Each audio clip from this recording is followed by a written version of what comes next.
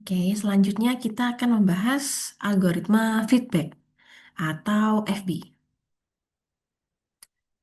Nah, feedback itu algoritma penjadwalan yang menggunakan model preemptif. Artinya, proses yang sedang berjalan itu dapat dihentikan sementara jika diperlukan. Jadi, CPU itu tidak selalu dikuasai oleh satu proses sampai selesai. Ciri utama feedback itu setiap proses punya nomor prioritas. Nah, ini sifatnya dinamis ya.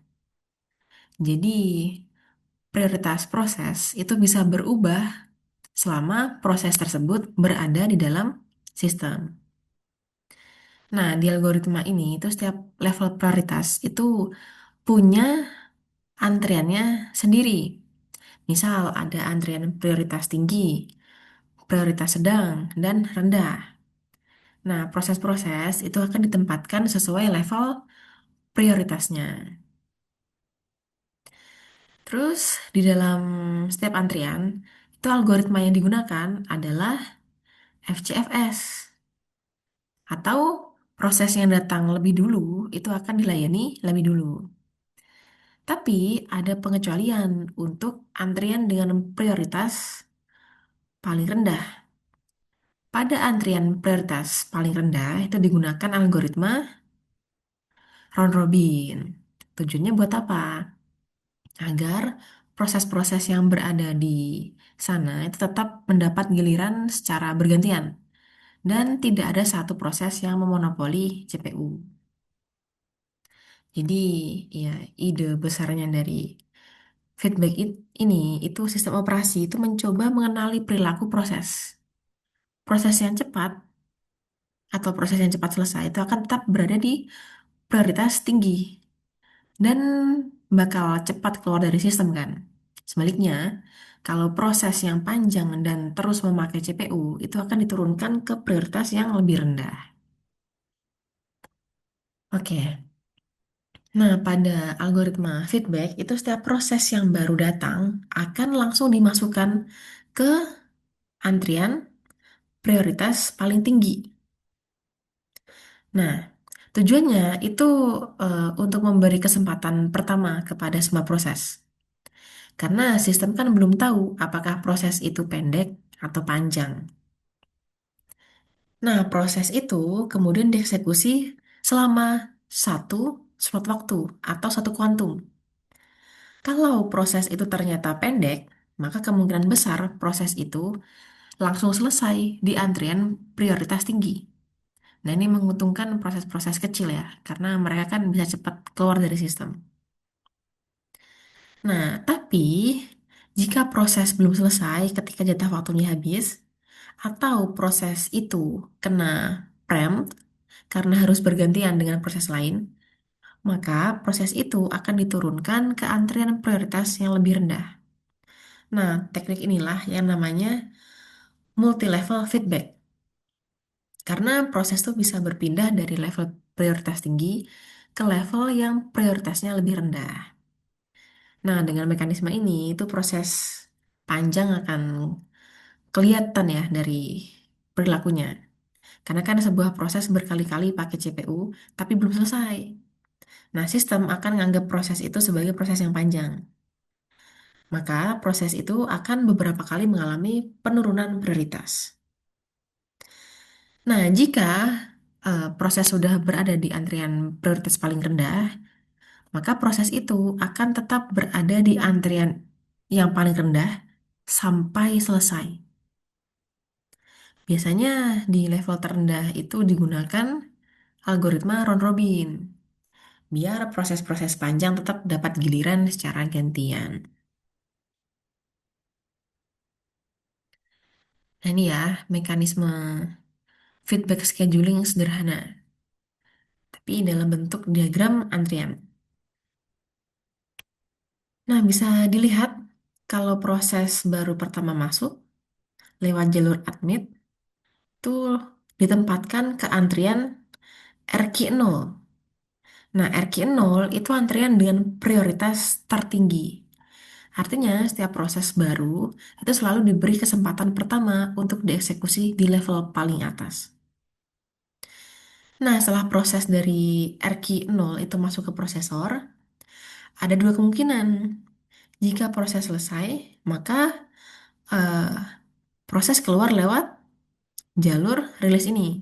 Tapi jika proses belum selesai, setelah jatah waktunya habis, maka proses itu tidak tetap ada di RQ0, tapi akan diturunkan ke RQ1.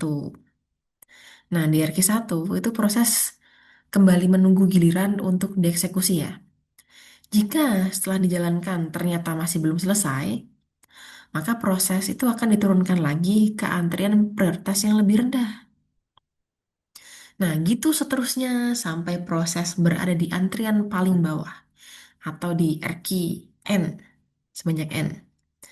Jadi, semakin ke bawah posisi antriannya, itu semakin rendah prioritas proses tersebut. Biasanya proses yang turun sampai ke antrian bawah itu proses yang panjang dan butuh CPU itu lebih lama. Nah, ini membuat proses pendek cepat selesai ya di antrian atas. Sedangkan proses panjang itu perlahan-lahan dipindahkan ke antrian bawah biar nggak mengganggu proses pendek yang baru datang. Nah, ini karakteristik dari algoritma feedback. Pertama, kita lihat dari sisi selection function, itu lihat keterangan di bawah. Ini digunakan time slicing, terus jatah waktu eksekusi dinamis, dan prioritas dinamis. Artinya, ya proses kan nggak hanya dipilih berdasarkan urutan datang, tapi juga berdasarkan posisi antriannya dan perubahan prioritas selama berjalan. Terus ada decision mode, dia preemptif berdasarkan waktu. Jadi, proses yang sedang berjalan itu dapat dihentikan ketika jatah waktunya habis. Nah, terus proses itu tuh bisa dipindahkan ke antrian prioritas yang lebih rendah jika belum selesai. Nah, kalau dari sisi throughput, hasilnya bergantung pada jumlah dan ukuran proses ya. Kalau banyak proses pendek, ya feedback bisa bekerja dengan sangat baik. Karena kan proses pendek bisa cepat selesai di antrian paling atas kan. Di antrian atas, sorry. Tapi kalau banyak proses panjang, sistem bisa lebih sibuk untuk mindahin proses antar antrian. Terus untuk respon time, hasilnya juga tergantung pada karakter proses.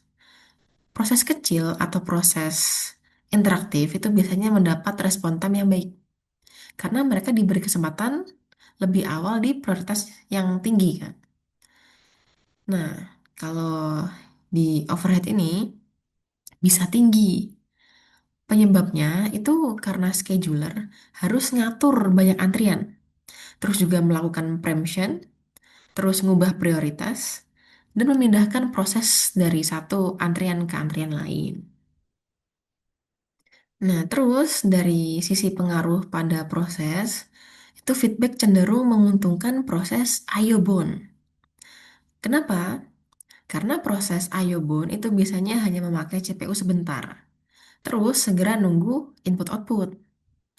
Nah, karena penggunaan CPU-nya itu pendek, proses kayak gini tuh sering selesai atau cepat keluar dari antrian prioritas yang tinggi.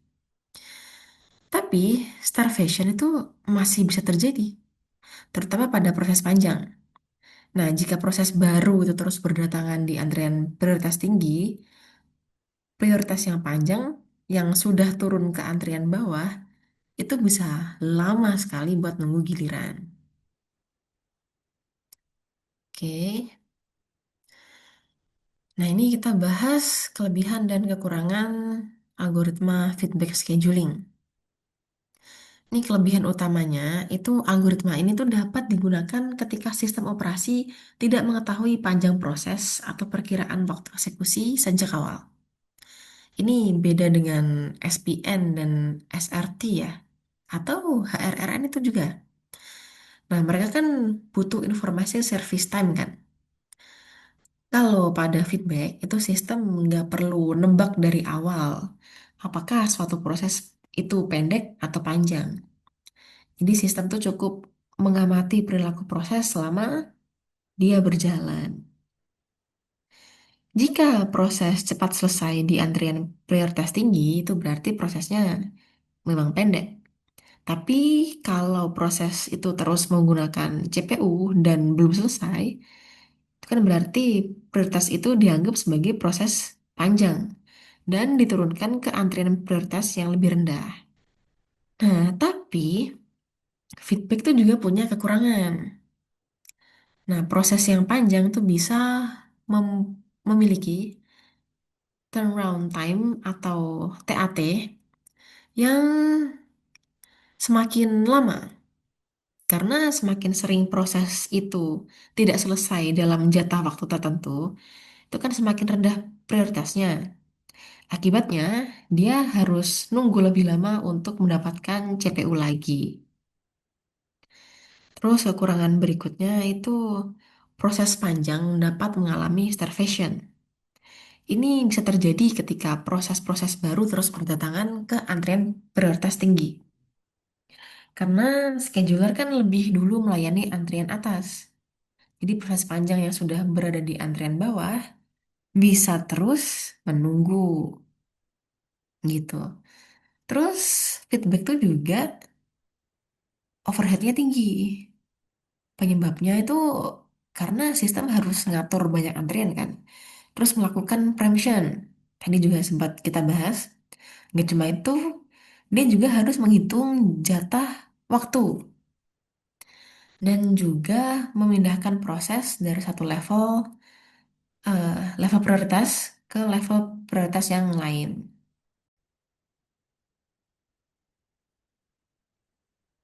Nah, lanjut.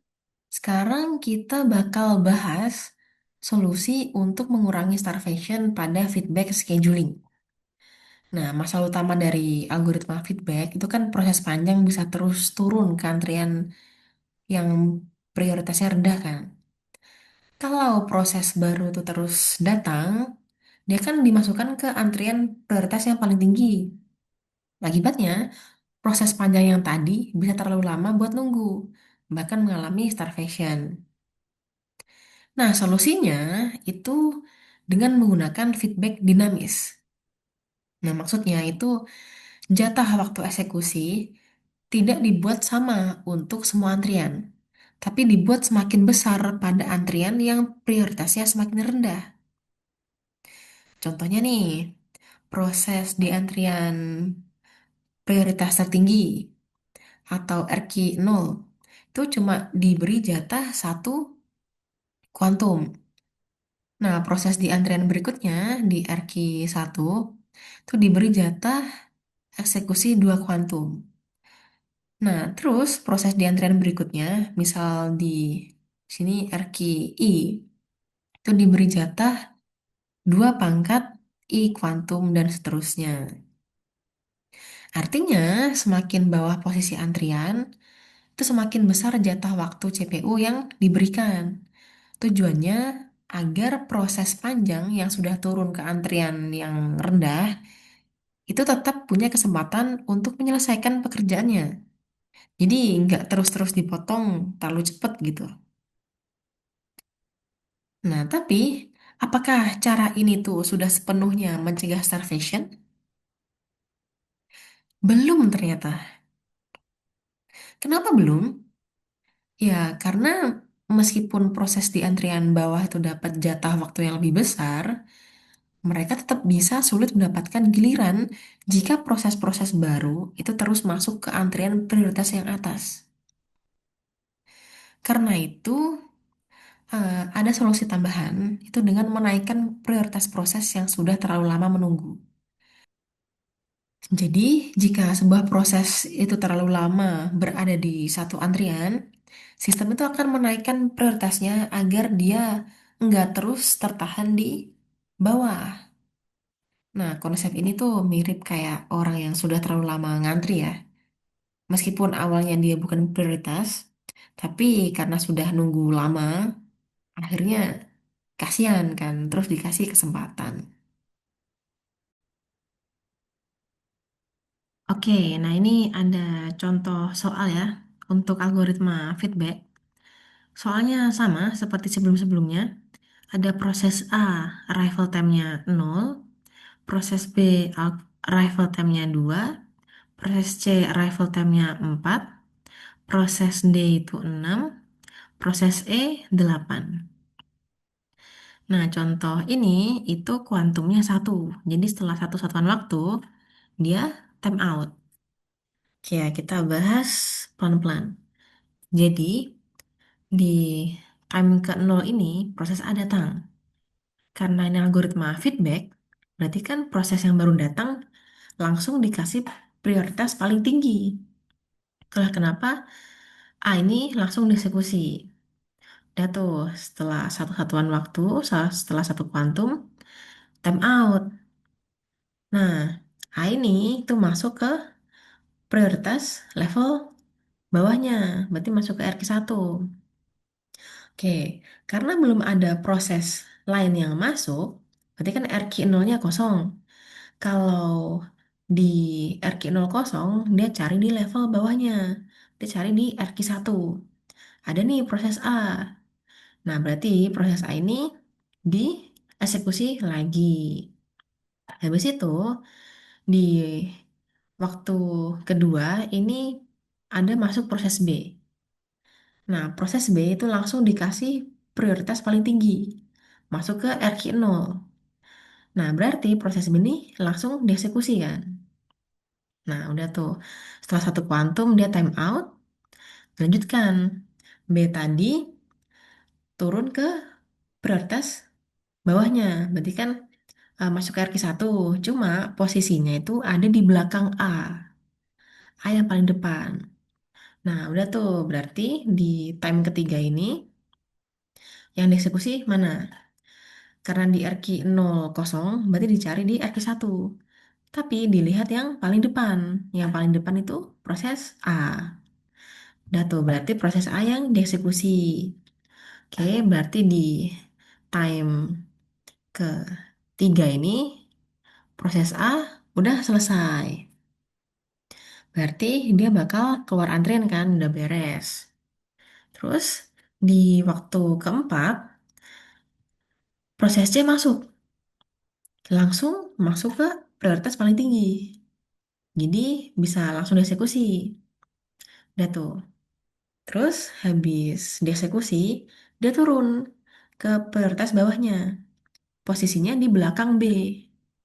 Nah, setelah itu, eh, setelah satu satuan waktu, berarti siapa yang dieksekusi? Berarti kan cari yang eksekusinya, yang antriannya paling depan.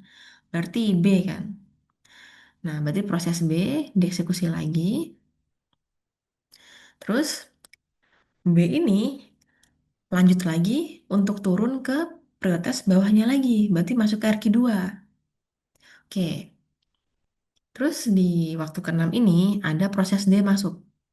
Berarti prioritasnya paling tinggi kan, masuk ke RQ0. Terus bisa langsung dieksekusi. Nah, udah dieksekusi, dia turun satu level prioritas. Posisinya di belakang C, karena C ini sudah ada duluan di RQ1. Berarti setelah ini yang dieksekusi duluan yang mana? Karena di RQ0 nggak ada proses, dia kan carinya di RQ1. Yang paling depan C. Nah, berarti proses C yang akan dieksekusi. Udah tuh, terus di waktu ke-8, proses E masuk. Langsung dieksekusi, karena prioritasnya kan paling tinggi. Udah tuh, habis dieksekusi, dia turun level prioritas ke RQ1. Posisinya di belakang D. Nah, udah. Nah, ini di waktu ke-9 ini, berarti yang dieksekusi yang mana? Yang D kan? Karena dia ada di prioritas yang paling tinggi daripada teman-temannya dan posisinya di depan proses E. Nah, dia dieksekusi. Habis dia dieksekusi, dia turun levelnya ke RQ2. Tinggal proses E yang ada di RQ1. Itulah kenapa habis dia diproses, langsung diproses lagi. Gitu. Nah, proses E udah beres. lanjut, dia keluar dari antrian kan. Nanti sisa proses B, C, D. Ya, selanjutnya yang mana berarti? Selanjutnya baru B dieksekusi lagi karena B kan udah dari dulu di RQ2 sejak di sini nih. Otomatis dia urutannya paling depan. Nah, B dieksekusi di sini. B udah dieksekusi, dia turun lagi prioritasnya ke RQ3. Nah, setelah itu berarti yang dicek kan RQ2 dulu, yang paling depan C, berarti C dieksekusi. Habis dieksekusi, dia turun lagi nih. Tapi posisinya di belakang B. Nah, yang di RQ paling tinggi, yang prioritasnya paling tinggi kan berarti proses D. Jadi dia dieksekusi. Terus, habis dieksekusi, dia turun satu level. Berarti di RQ3 ini ada B, C, D. Dengan B itu yang paling depan. Nah, itulah kenapa setelah D dieksekusi, selanjutnya B yang dieksekusi. Setelah itu, B turun lagi ke RQ4, tinggal C sama D yang di RQ3. Yang paling depan itu C kan, berarti C dieksekusi. Proses C udah beres. C keluar dari antrian, tinggal D sama B. Nah, prioritas yang D ini lebih tinggi daripada B. Berarti D didulukan, dieksekusi dulu. Dah, D turun lagi. Setelah itu berarti B yang dieksekusi. Karena B kan posisinya di depan D kan. Nah, B dieksekusi. Setelah itu B turun lagi ke sini. Menyisakan D yang di RQ4. Nanti selanjutnya D kan yang dieksekusi. Terus dia turun lagi. Dia udah beres berarti ya. Dia udah beres. Nah, berarti keluar dari antrian. Sisa B. Nah, ini yang terakhir. Nah, berarti B selesai di time ke berapa ini? 19 ya? 19. Gitu.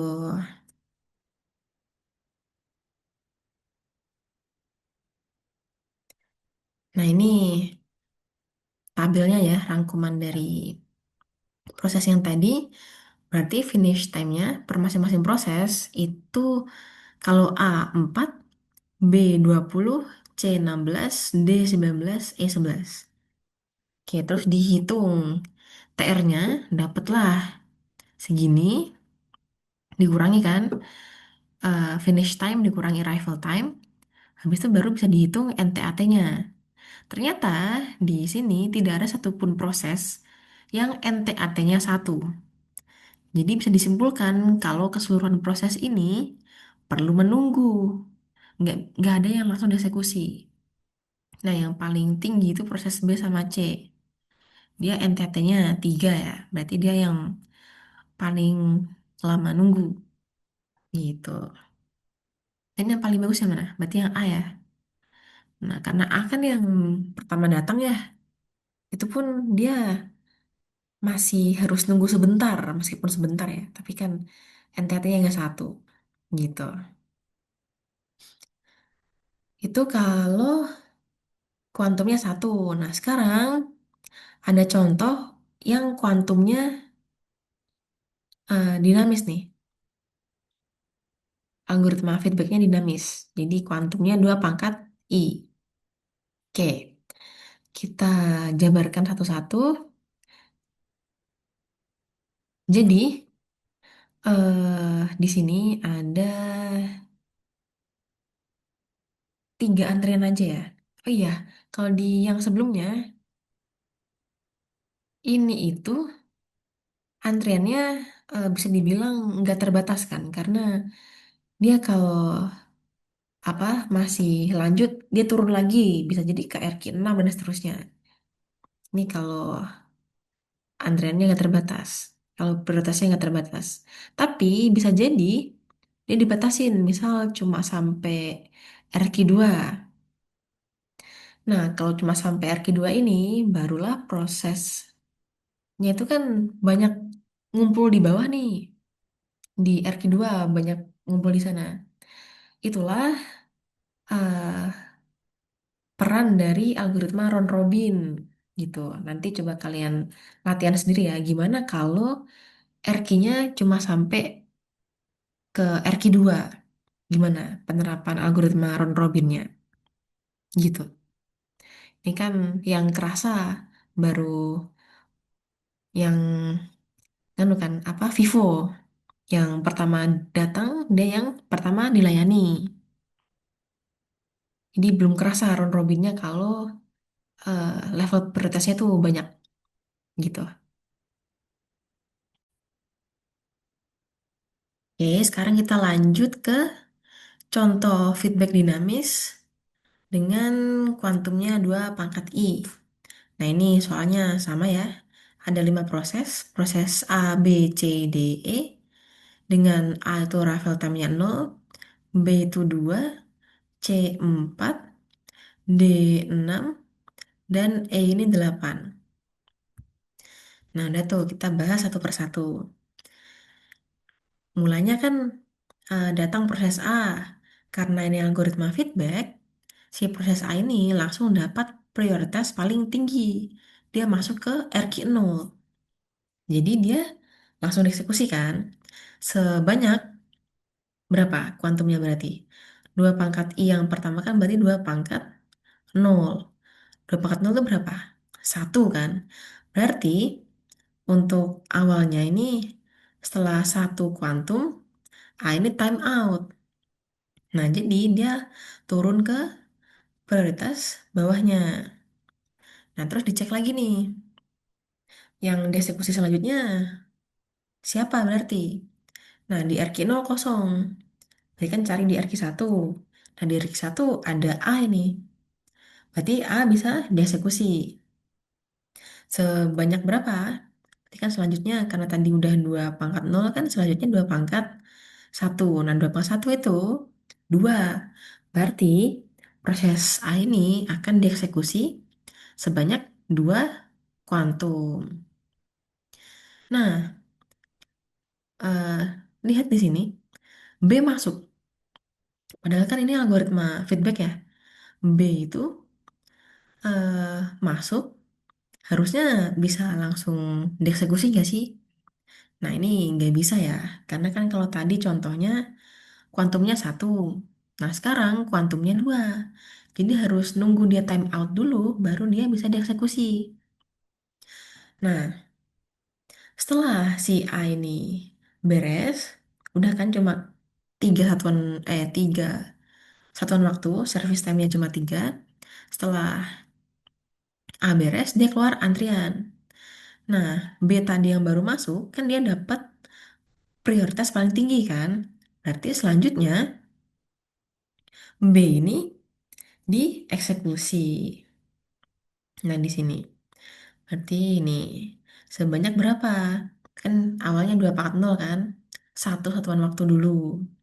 Setelah dia time out, kebetulan ada proses C masuk. Nah, proses C ini langsung dapat prioritas paling tinggi. Sedangkan tadi si B itu, karena dia sudah habis dieksekusi, dia turun ke bawah. 1 level di bawahnya. Masuk ke RQ1. Nah, C bisa langsung dieksekusi nih. Kuantumnya berapa? 2 pangkat 0 dulu. Berarti kan 1 satuan waktu. Setelah 1 kuantum dia time out. Nah, setelah itu ada pemilihan lagi nih di sini. Karena C tadi habis dieksekusi, dia turun 1 level.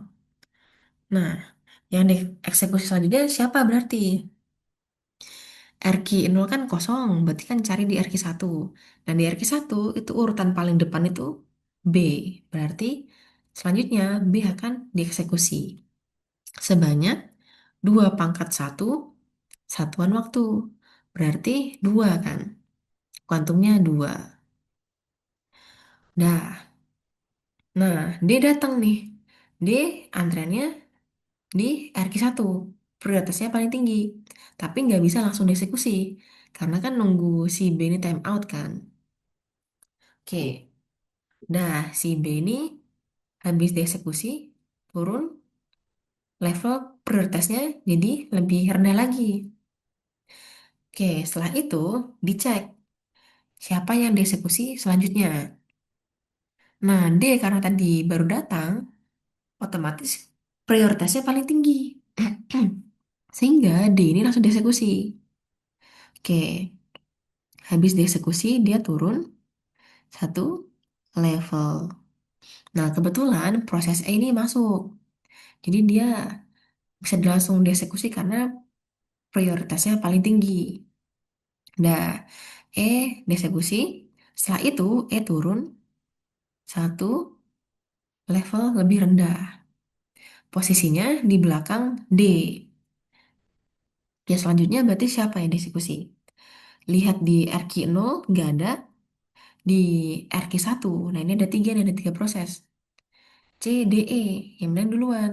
Yang urutannya paling depan. Oke, yang paling depan ternyata C. Oke, berarti C dieksekusi. Sebanyak berapa? Karena tadi 2 pangkat 0 sudah, berarti selanjutnya 2 pangkat 1. Di sebanyak 2 kuantum. Oke, C udah beres dieksekusi. Time out setelah 2 kuantum. Turun level ke bawahnya.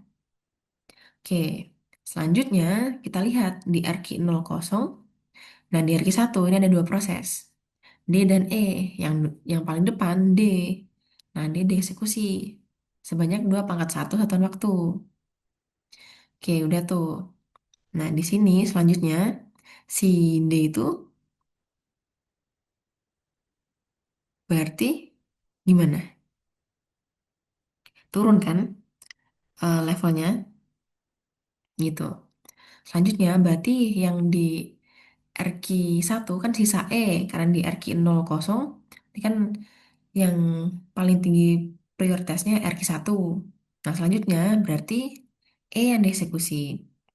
Nah, karena E itu cuma membutuhkan 2 satuan waktu aja, habis habis E dieksekusi ini kan dia udah beres. Jadi dia nggak perlu eh, menghabiskan 2 satuan waktu. Jadi setelah 1 satuan waktu karena dia udah beres, dia bisa langsung keluar dari antrian karena dia udah selesai. Nah, selanjutnya yang dieksekusi berikutnya siapa? Di RQ0 kosong, di RQ1 kosong. Nah, sekarang kita lihat di RQ2. RQ2 ini ada B, C, D. Nah, ternyata yang antriannya paling depan itu B. Berarti B yang dieksekusi sebanyak berapa kuantum? Berarti kan tadi B itu udah melewati 2 pangkat 0, udah 2 pangkat 1, berarti sisanya 2 pangkat 2, ya kan? Berarti 4. Nah, ya tuh B dapat jatah 4 satuan waktu. Nah, tapi setelah 3 satuan waktu, dia udah beres ternyata. Jadi nggak perlu sampai 4. Nah, B udah beres, dia bisa keluar dari antrian. Sisa C sama D. Berarti C itu dapat sama, tetap dapat 4, 2 pangkat 2. Karena kan dia udah 2 pangkat 0, udah 2 pangkat 1. Berarti selanjutnya 2 pangkat 4. Tapi sisanya si C ini tinggal 1 satuan waktu aja. Jadi setelah 1 kuantum, dia bisa dilanjutkan proses lain. Proses berikutnya kan yang terakhir berarti proses D kan. Sama, D juga dapat 4 kuantum buat dieksekusi. Tapi karena D itu cuma 5 service time-nya udah kepake berapa? Udah kepake 3. Berarti kan sisa 2. Jadi gitu. Dan deh, itu kalau kuantumnya 2 pangkat I dengan algoritma FB dinamis gitu. Nah ini eh tabelnya ya. Ini bisa kalian lihat finish time-nya didapat dari gambar yang tadi. Jadi hati-hati ya buat gambarnya. Karena kalau gambarnya salah, tabelnya ini juga ikut salah. Nah, terus bisa dicari kan TR-nya, dapatlah TR masing-masing proses, baru bisa dihitung NTAT-nya. Bisa dilihat kalau NTAT A ini 1, berarti proses A ini nggak perlu nunggu, bisa langsung dieksekusi. Nah, yang paling besar ternyata proses C dengan NTAT 3,5. Nah, ini meannya 2,56. Oke, selanjutnya